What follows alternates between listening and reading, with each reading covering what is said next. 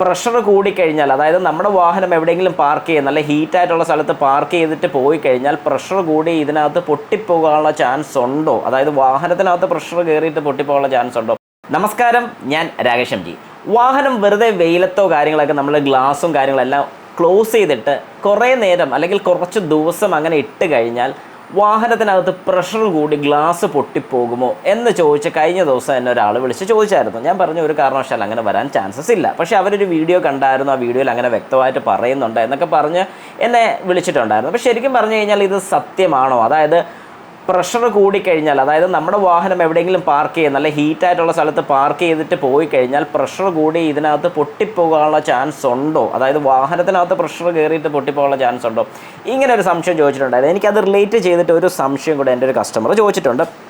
ചോദിച്ചിരിക്കുന്നത് മുഹമ്മദ് ജാസിലാണ് ചോദിച്ചിരിക്കുന്നത്. ചോദ്യം ഇങ്ങനെയാണ്: ബ്രോ, ഞാനൊരു പുതിയ ബലേനോ വാങ്ങിയിരുന്നു, വലിയ യൂസ് ഇല്ല. ഞാൻ ഗൾഫിലാണ്, നാട്ടിൽ നമ്മുടെ ബ്രദർ യൂസ് ചെയ്യുന്നുണ്ട്. 3 to 4 ഡേയ്സ് കൂടുമ്പോൾ എടുക്കും. ഒരു ഡേ മോർണിംഗ് നോക്കിയപ്പോൾ വണ്ടിയുടെ left side back door glass പൊട്ടി ചില്ലെല്ലാം അകത്ത് പോയിരിക്കുന്നു.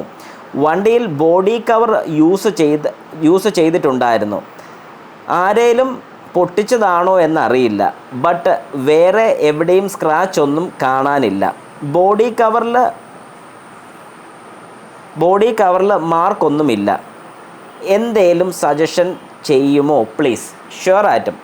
ശരിക്കും പറഞ്ഞു കഴിഞ്ഞാൽ വാഹനം വെറുതെ നിർത്തിയിട്ട് കഴിഞ്ഞാൽ, അല്ലെങ്കിൽ അങ്ങനെ നിർത്തിയിട്ട് കഴിഞ്ഞാൽ വാഹനത്തിനകത്ത് പ്രഷർ കൂടിയിട്ട് ഗ്ലാസ് പൊട്ടുമോ എന്നുള്ളൊരു കാര്യത്തിൽ നമുക്ക് ആദ്യം ഒരു തീരുമാനം പറയാം. ശരിക്കും പറഞ്ഞാൽ നമ്മുടെ വാഹനത്തിനകത്ത് ഫുൾ കൺസീൽഡ് ആണെന്നുള്ളൊരു വിശ്വാസം തെറ്റാണ്. ഒരു കാരണവശാലും നമ്മുടെ വാഹനം കൺസീൽഡ് അല്ല. അതായത് പുറത്ത് നമ്മുടെ വാഹനം വെള്ളത്തിനകത്തോട്ട് പോയി കഴിഞ്ഞാൽ വാഹനത്തിനകത്ത് വെള്ളം കയറും. അപ്പോൾ നിങ്ങൾക്ക് മനസ്സിലാക്കാം, അകത്തോട്ട് വെള്ളം കയറുന്നുണ്ടെങ്കിൽ അത് കൺസീൽഡ് അല്ലെന്ന്. ശരിക്കും നമ്മുടെ വാഹനത്തിനകത്തുള്ള പ്രഷർ, അതായത് നമ്മുടെ വാഹനത്തിനകത്ത് എന്ത് പ്രഷർ ഉണ്ടെങ്കിലും ആ പ്രഷർ പുറത്തോട്ട് പോകാൻ വേണ്ടി ബാക്ക് സൈഡിൽ 2 വാൽവ് വരുന്നുണ്ട്. അതുകൊണ്ടാണ് ശരിക്കും പറഞ്ഞു കഴിഞ്ഞാൽ അങ്ങനെ ഒരു വാൽവ് ഇല്ലെന്നുണ്ടെങ്കിൽ നമുക്ക് ഒരു കാരണവശാലും ഡോർ അടയ്ക്കാൻ സാധിക്കുന്നില്ല. നമ്മുടെ വാഹനത്തിൻ്റെ ഡോറ് നമ്മൾ ക്ലോസ് ചെയ്യുന്നുണ്ട്.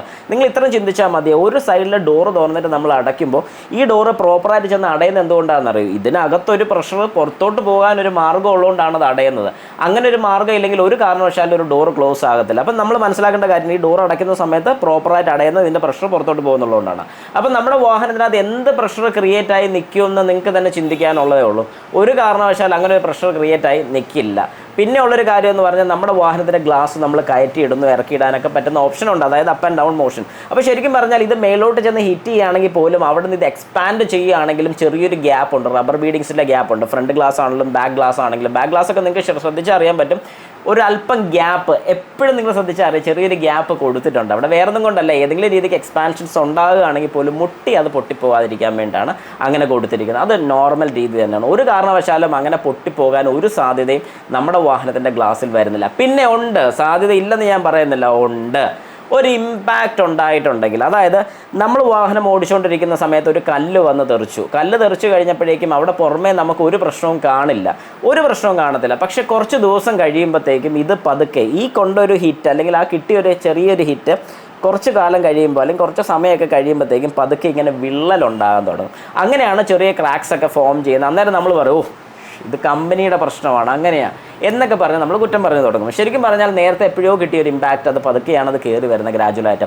അപ്പോൾ അങ്ങനെ വരുന്ന സമയത്ത് നമുക്കിത് ശരിക്കും എന്ത് ചെയ്യാൻ സാധിക്കുമെന്ന് ചോദിച്ചു കഴിഞ്ഞാൽ 100% നിങ്ങൾക്കത് ഇൻഷുറൻസ് ക്ലെയിം ചെയ്യാൻ സാധിക്കും. അതുകൊണ്ട് ധൈര്യമായിട്ട് നിങ്ങൾക്ക് ഇൻഷുറൻസ് ക്ലെയിം ചെയ്യാൻ സാധിക്കും വീട്ടിലിരുന്ന സമയത്ത് തന്നെ പൊട്ടി എന്നുള്ള രീതിയിൽ. അപ്പോൾ ഇൻഷുറൻസിൽ അവർ ചോദിക്കുന്ന സമയത്ത് വേറെ ഇമ്പാക്റ്റോ കാര്യങ്ങളോ ഒന്നും കണ്ടിട്ടില്ല. അപ്പോൾ അവർ ചിലപ്പോൾ അതിനകത്ത് ക്ലോസ് എഴുതുന്ന ചിലപ്പോൾ ഏതെങ്കിലും രീതിക്ക് ആരെങ്കിലും വന്ന് തട്ടുകയോ മുട്ടുകയോ ചെയ്ത് പൊട്ടിയതാകും എന്നുള്ള രീതിയിൽ കൊടുക്കും. അത് ഒരു പ്രശ്നമുള്ളൊരു കേസല്ല. പക്ഷേ ഒരു കാരണവശാലും വാഹനം വെറുതെ ഇരുന്നെന്ന് പറഞ്ഞുകൊണ്ട് ഒരു കാരണവശാലും പൊട്ടില്ല. ഏതോ രീതിക്ക് ഒരു ഇമ്പാക്റ്റ് ആ ഗ്ലാസ്സിൽ ഉണ്ടായിട്ടുണ്ട്. അതുകൊണ്ട് തന്നെയാണ് ആ പൊട്ടൽ സംഭവിച്ചിരിക്കുന്നത്. പിന്നെ ഈ ആദ്യം പറഞ്ഞൊരു കമൻറ്റിൻ്റെ കാര്യം കൂടി ഞാൻ പറയാം. എനിക്ക് കോളിൽ വന്നൊരു കേസാണ്. ഒരു കാരണവശാലും വാഹനം ചുമ്മാ ഗ്ലാസ് അടച്ചിട്ട് വെയിലത്തിട്ടെന്ന് പറഞ്ഞുകൊണ്ട് ഒരു ഗ്ലാസും പൊട്ടില്ല. അത് 100% ഉറപ്പാണ്.